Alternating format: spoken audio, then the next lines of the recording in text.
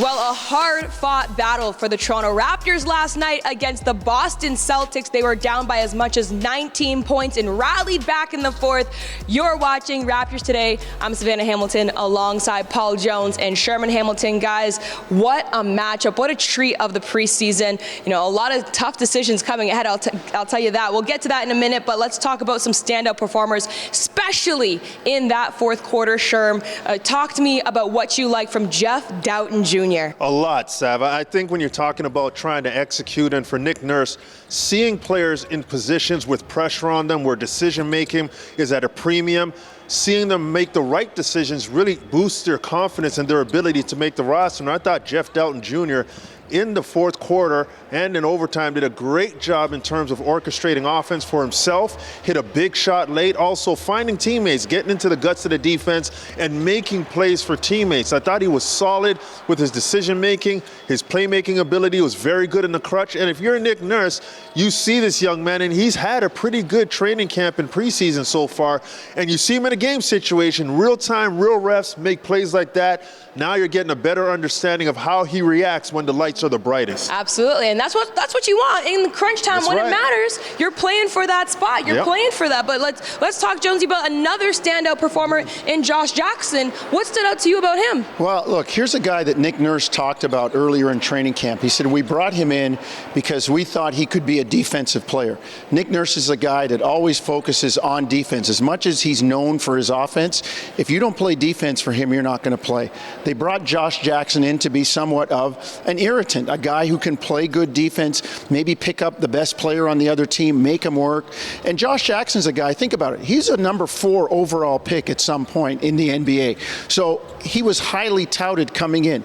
Has had some, tough times in terms of bouncing from team to team, but that doesn't mean that he hasn't learned stuff. Mm-hmm. And when you look at what he did last night, he was terrific in terms of picking his spots, did a nice job on the defensive end, and kind of fit right into the momentum of everything that the Raptors had on the comeback. Made shots, took the ball to the goal, made plays for other people, and just as kind of a young veteran, a guy that's been on 5 different teams, understood what to do at the right time.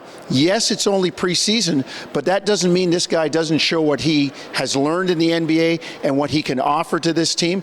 I thought he did a terrific job in the fourth quarter and overtime. Oh, well, so many people didn't, and good for them, because this is when it really, truly counts, and the preseason's when you are truly fighting for that spot. Wilson and Brown had great games as well. How tough is the decision for the coaches now, Sherm? Well, it's tough because, obviously these guys are playing their hearts out. They're doing as much as they can to make the roster. And, in practices, you can do so much. Mm-hmm. But when you get into games and the coach is saying, this is what we need to execute out there, can you deliver? And you talk about DJ Wilson. Well, he has some familiarity with this system and Nick Nurse being here in the past. So he's a guy who Nick Nurse has a pretty good idea of what he can bring to the table.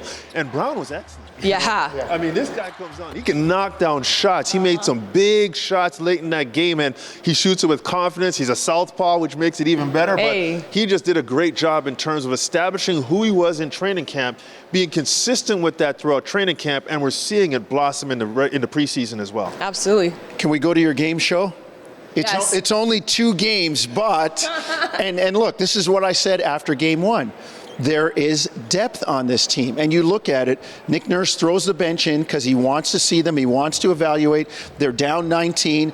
And all of a sudden, these guys that have played together throughout training camp and realize, if I'm going to make this team, I have to show that I can fit into the team concept. Let's play well together as a group, and a rising tide will lift all boats. Everybody's playing well together. Now they all look good.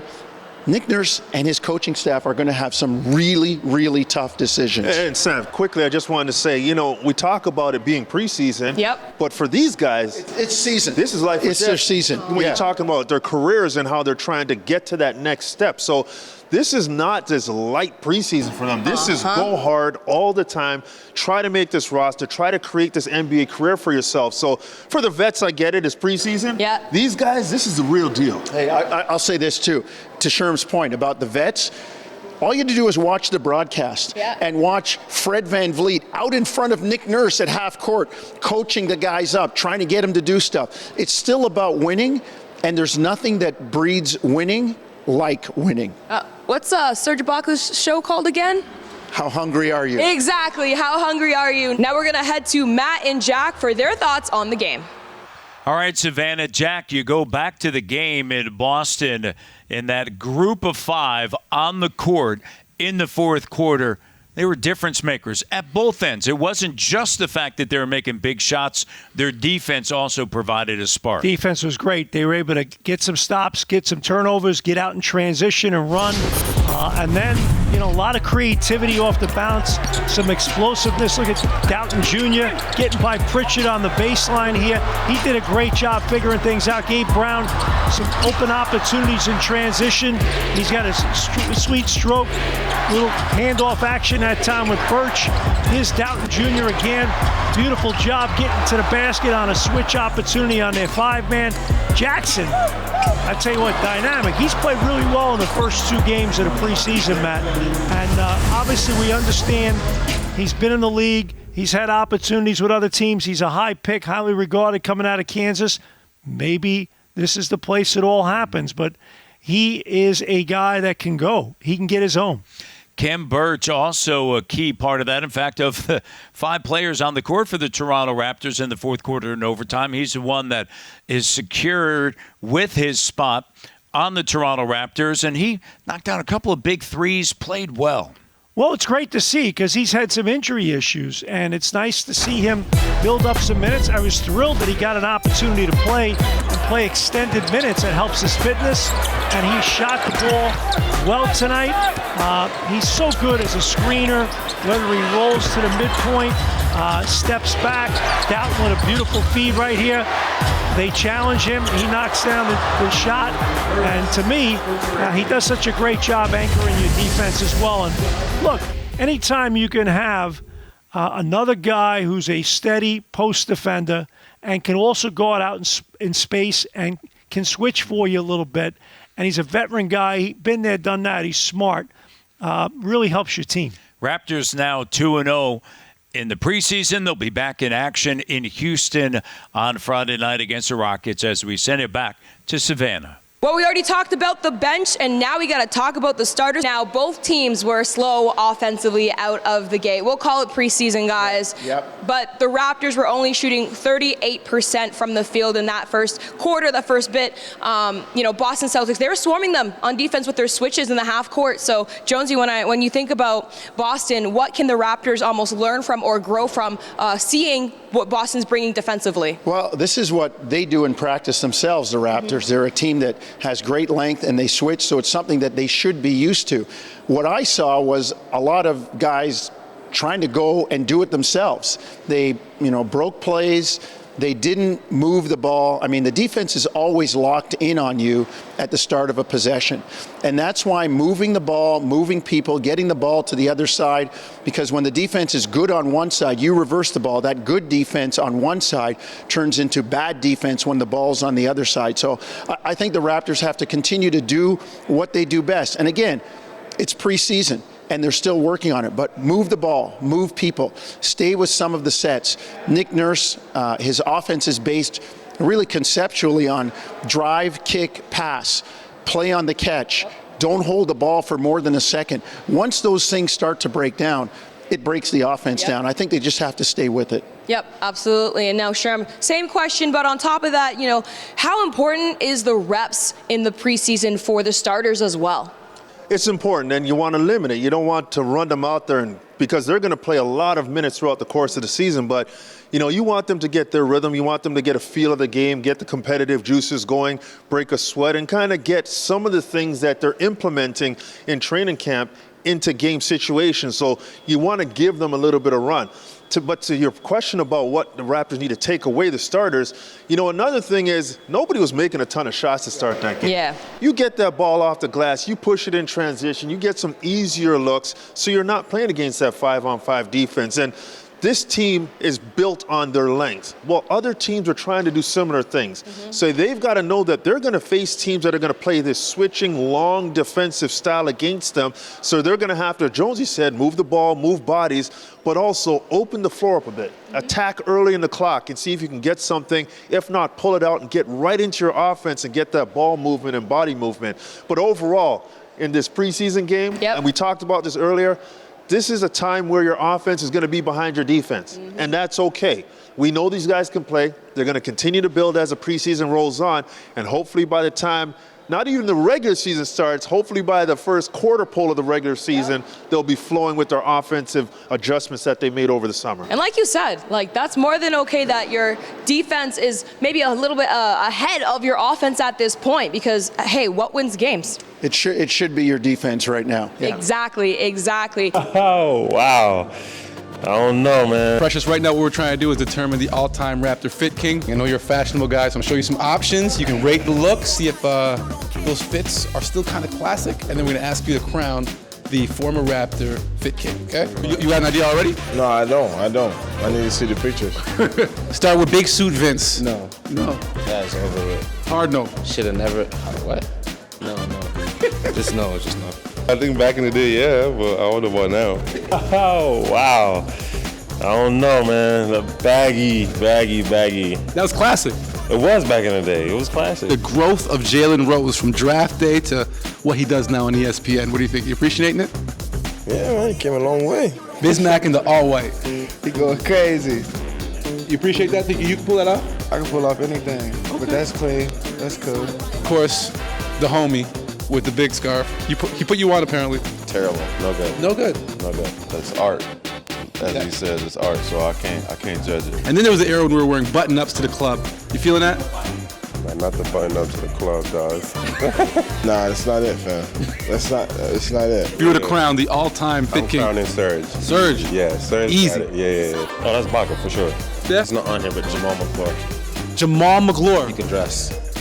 I'm a good friend of Jamal's, and I would have never come up with that answer, but thank you. Yeah, tell him I said that. I will, we will.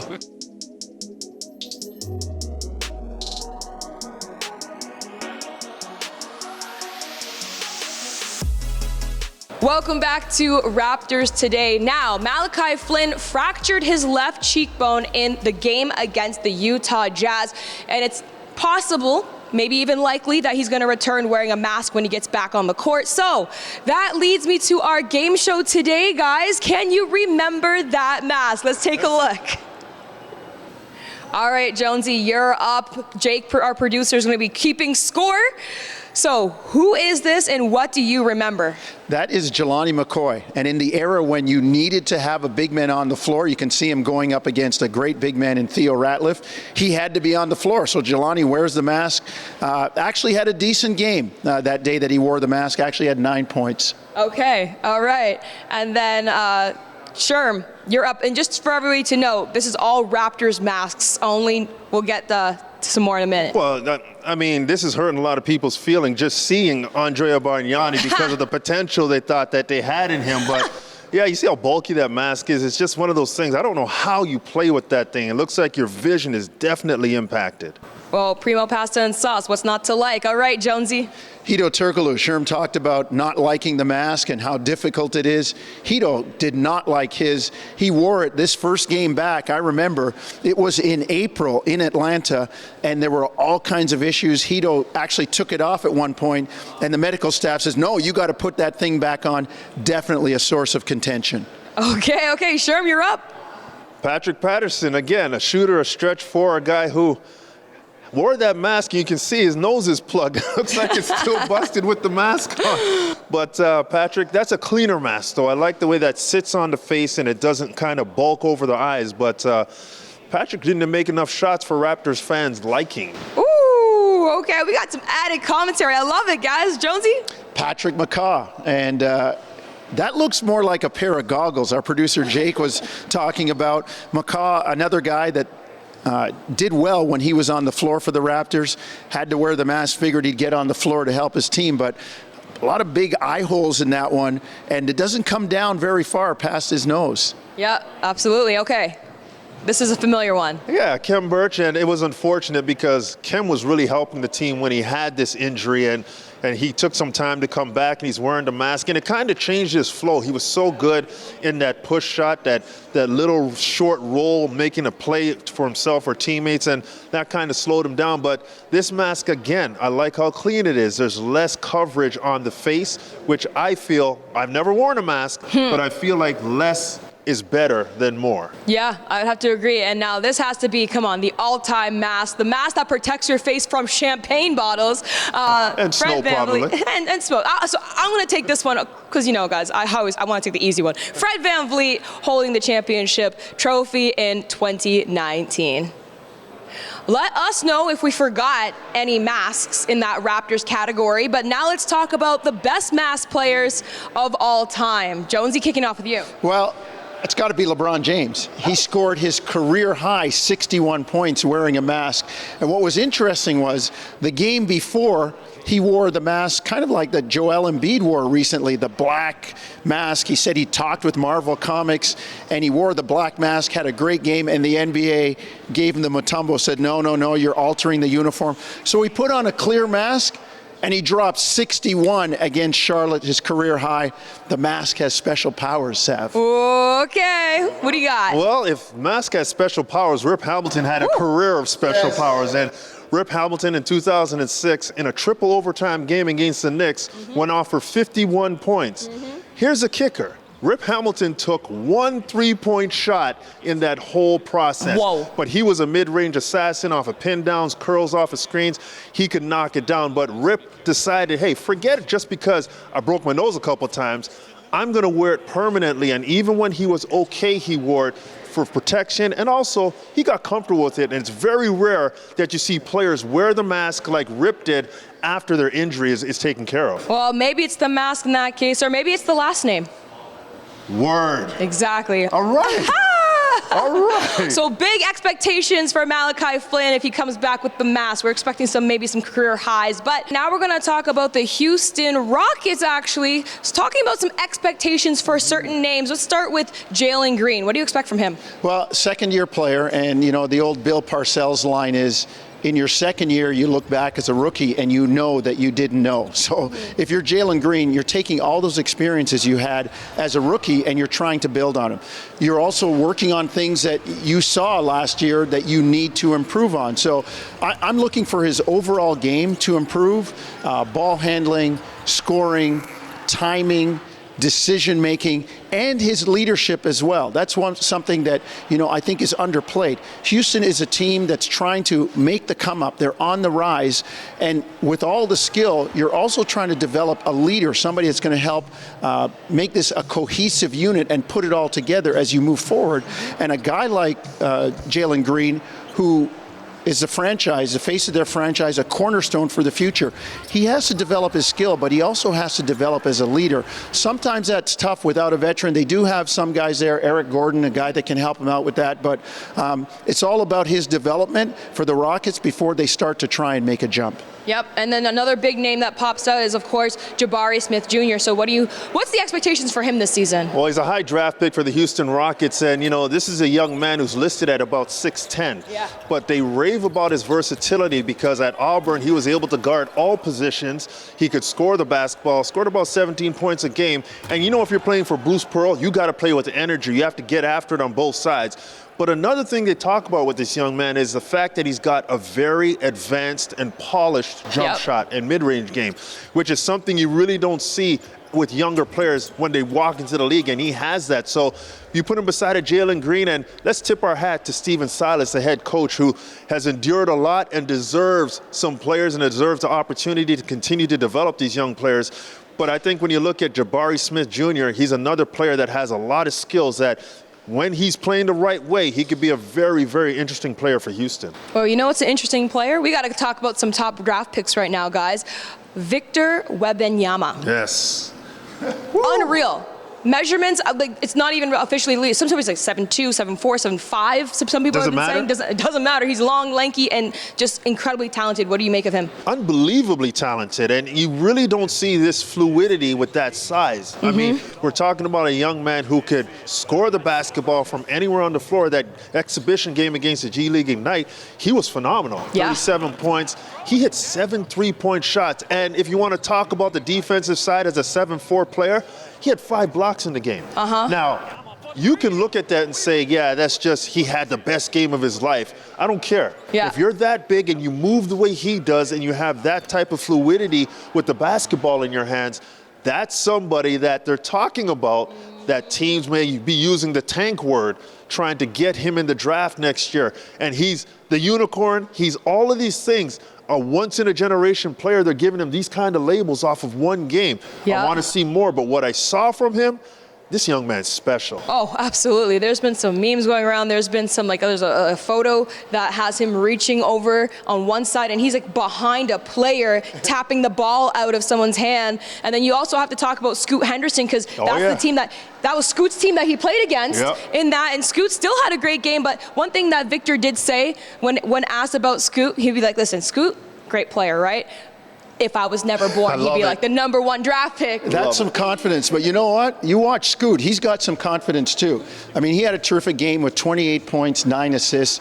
And you think about him, he's more of a kind of a classic perimeter guy. But again, a young guy at that age with those advanced skills that are transferable, being able to handle the ball, being able to break defenses down, being able to get to the basket, to make shots, to make other people better. Yes, it's going to be different when he eventually comes to the NBA because he's going to be playing against guys that are kind of more athletic and more on his level. But that stuff doesn't go away. He will learn how to use it and learn the best way to use it with whatever team he's on. So, you know, if those people tank for the guy with the 8-foot wingspan that's, I don't know, 7'5" or whatever, and they don't get him, the #2 pick isn't bad either. Remember, Kevin Durant was a #2 pick. Yeah. Everybody wanted Greg Oden. It didn't quite work out. I'm not giving Victor the curse or anything, but sometimes people pick in front of you and leave you what's left, and you're okay with it. Yeah, exactly. Absolutely. Well, the next game is against the Houston Rockets. You can watch that Friday at 8 p.m. on TSN. From myself, Savannah Hamilton, Paul Jones, Sherman Hamilton. Guys, this was a fun one. Rob, Jake, Akil, thank you for watching Raptors Today.